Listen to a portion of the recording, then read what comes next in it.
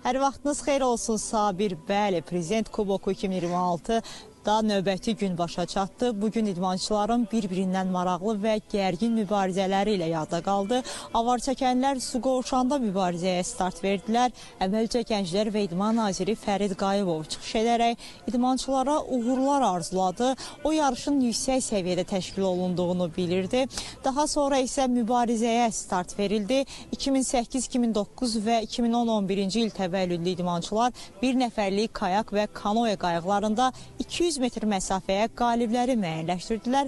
Əvvəlcə təsnifat mərhələləri keçirildi. Daha sonra yarım final və nəhayət final yarışları baş tutdu. Nə xoş ki, ilk günün mükafatçıları arasında Azərbaycan idmançıları da var idi. Əlmurad Hacızadə bir nəfərlik kayak qayığında 200 metrlik məsafəyə ikinci yeri tutdu və ölkəmizin aktivinə gümüş medal yazdırdı. O yarış sonrası açıqlamasında bildirdi ki, soyuq hava müəyyən qədər maneə olsa da Azərbaycana ilk medalı qazandırdığı üçün xoşbəxtdir və növbəti günlərdə daha yaxşı nəticələr üçün çalışacaq.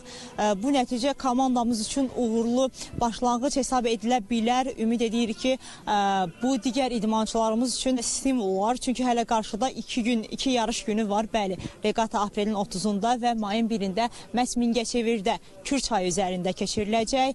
Burada artıq akademik avar çəkmə qayığında idmançılar yarışa biləcəklər. Son gündə ən azı açılış mərasimi qədər təntənəli bağlanış mərasimi planlaşdırılır. Kiçik bir xatırlatma edək ki, yarış ənənəvi şəkildə keçirilsə də turnir bu il bir sıra yeniliklərlə yadda qaldı. Ən önəmlisi bu il regatanın marşrutları arasına Ağdərə əlavə olundu. Aprelin 27-sində ilk olaraq Sərsəng su anbarında komandaların nümunəvi çıxışları oldu. Artıq Sərsəng də beynəlxalq yarışların, hətta Dünya Kuboku səviyyəsində turnirlərin keçirilə biləcəyi potensial məkanlardan birinə çevrildi.